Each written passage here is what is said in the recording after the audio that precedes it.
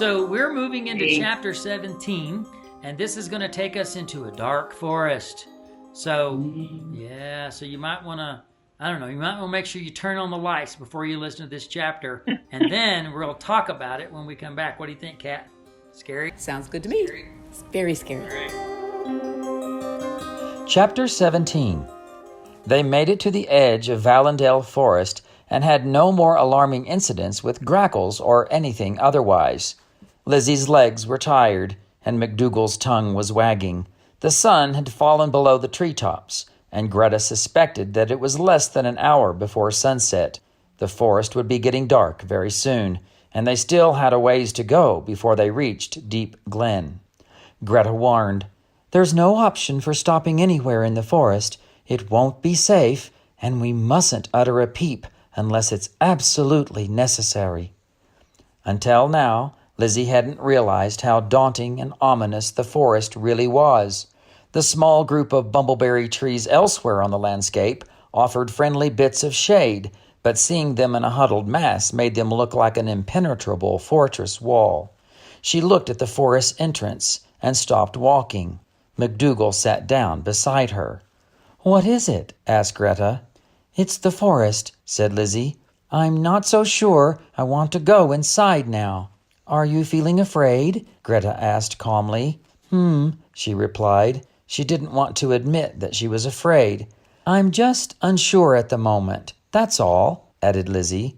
McDoogle spoke up. "Indeed, listen to the lass. There's uncertainty in her voice. Pay attention to the uncertainty. Caution is the better part of valor." "Is it the darkness you are worried about?" Gretta asked.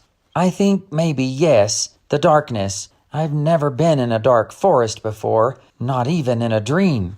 "That's all right. She's never been in a dark forest afore.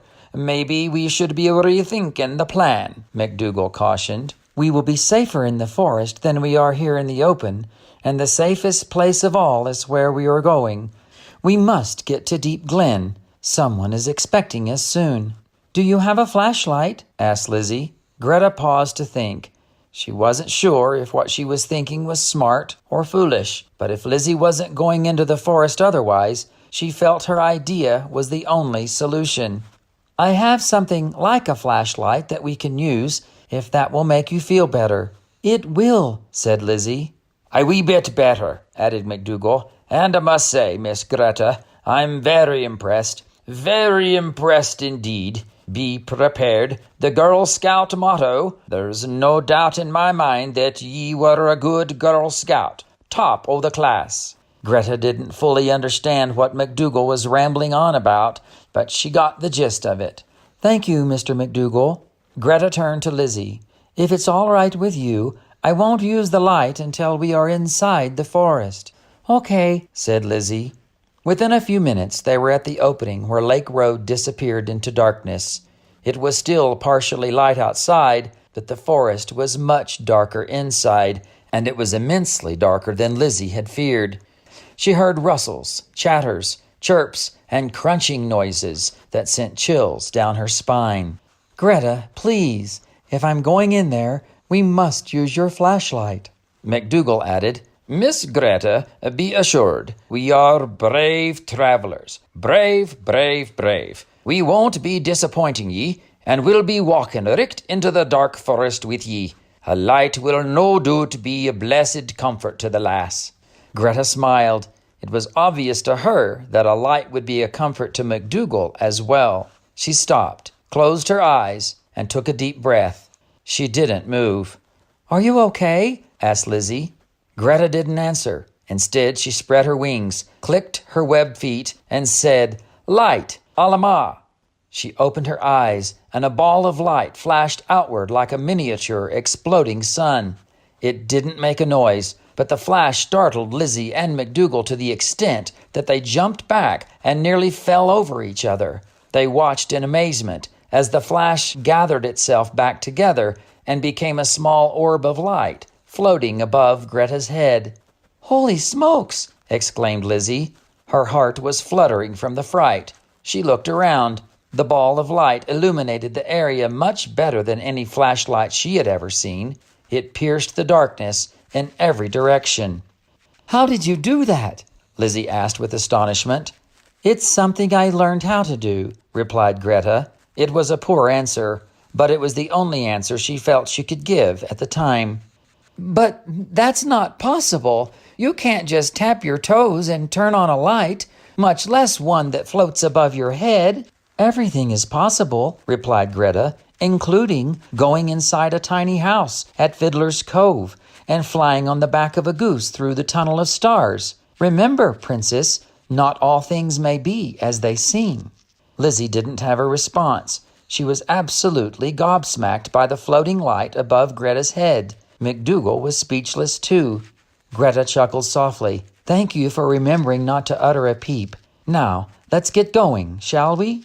The road pushed forward through a tunnel of towering trees, whose trunks reached heavenward and whose branches twisted and tangled above their heads like a vaulted cathedral ceiling.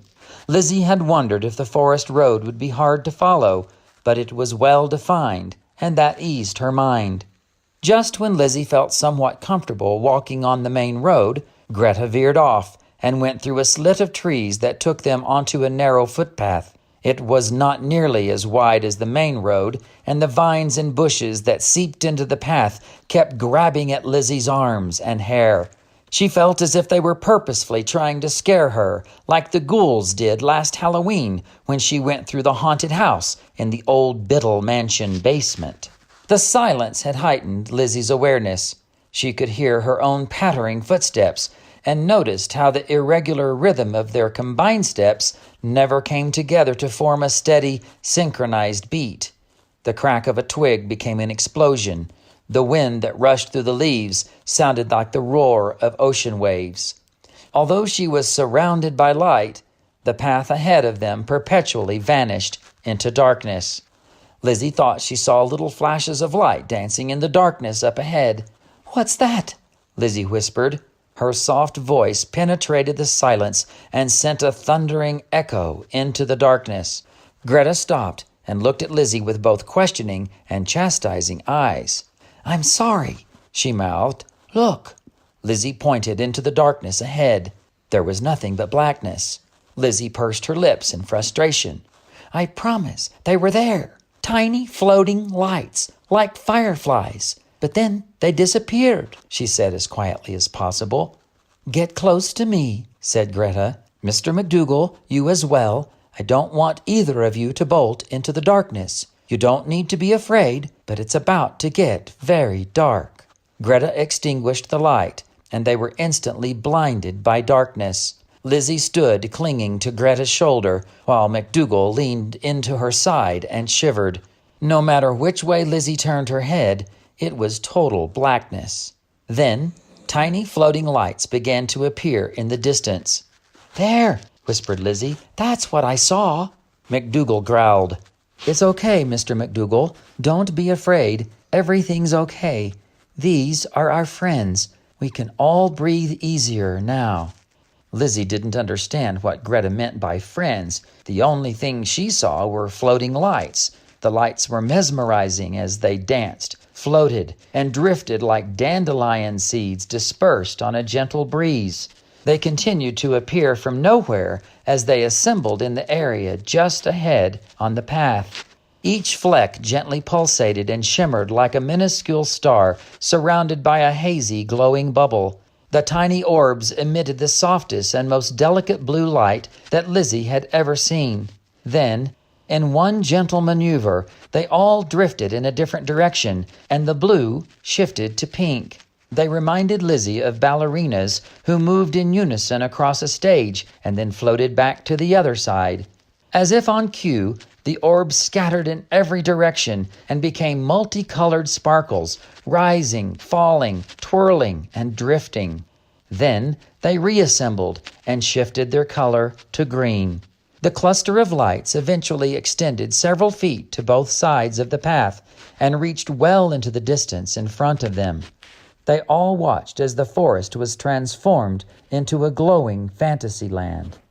The orbs in the distance began to separate and an opening slowly rippled forward.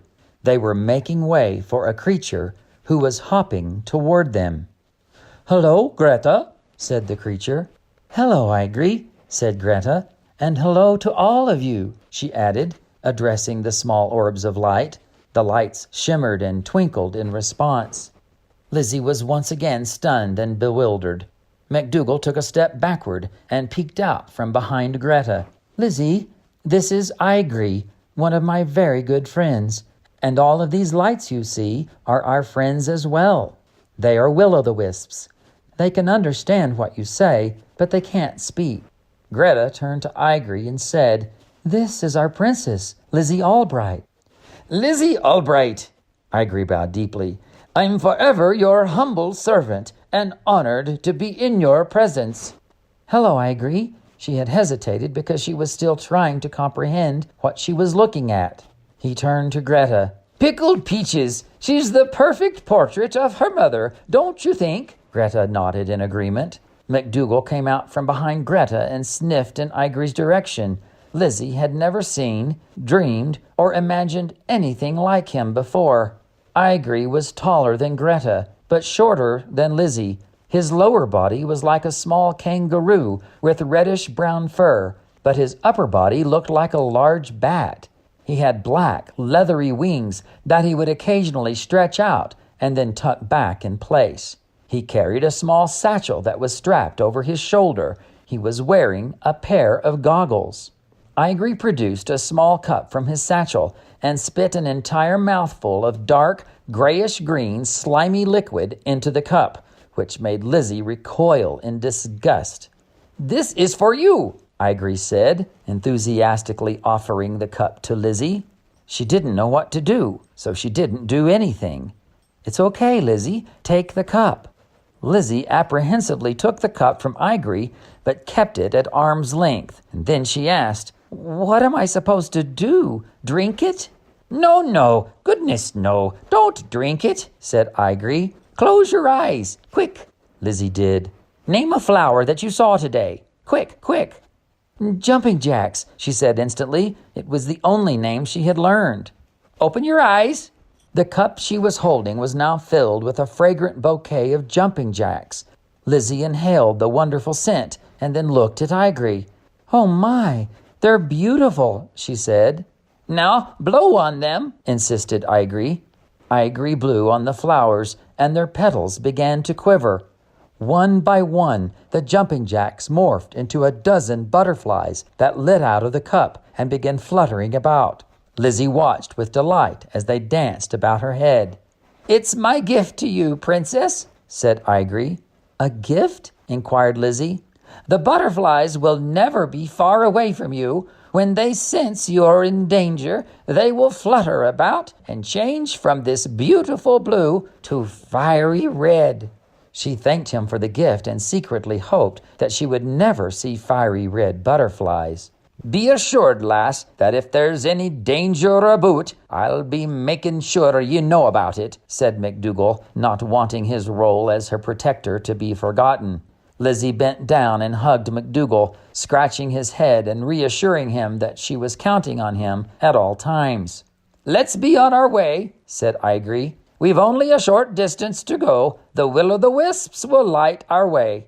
"It will be wise to continue quietly," Gretta added. "But don't worry. If we were to be noticed, nothing in its right mind would want to confront a cloud of will-o'-the-wisps. We are safe for now."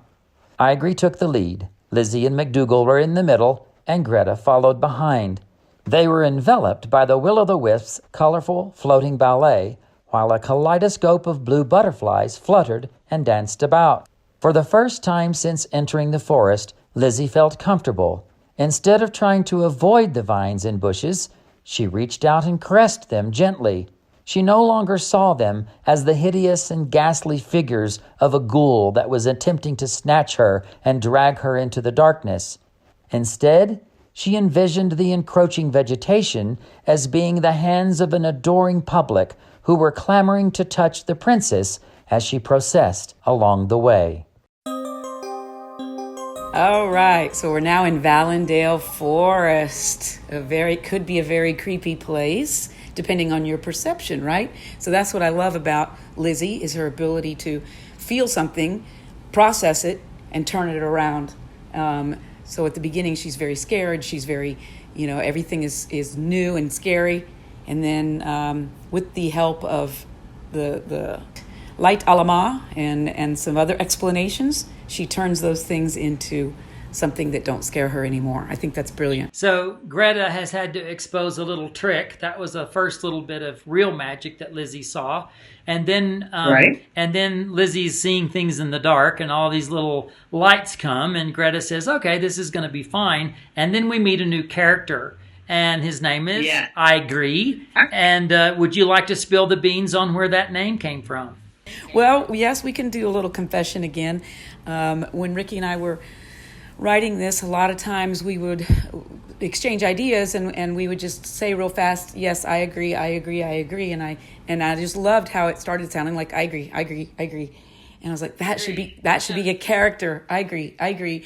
So I wanted one of the characters' names to be I Agree, because we agree on so many things together. And so here he is. He's finally here. I love his quirkiness. I love his regurgitation. I think is hilarious. It's probably gross to some people, but I think it's funny.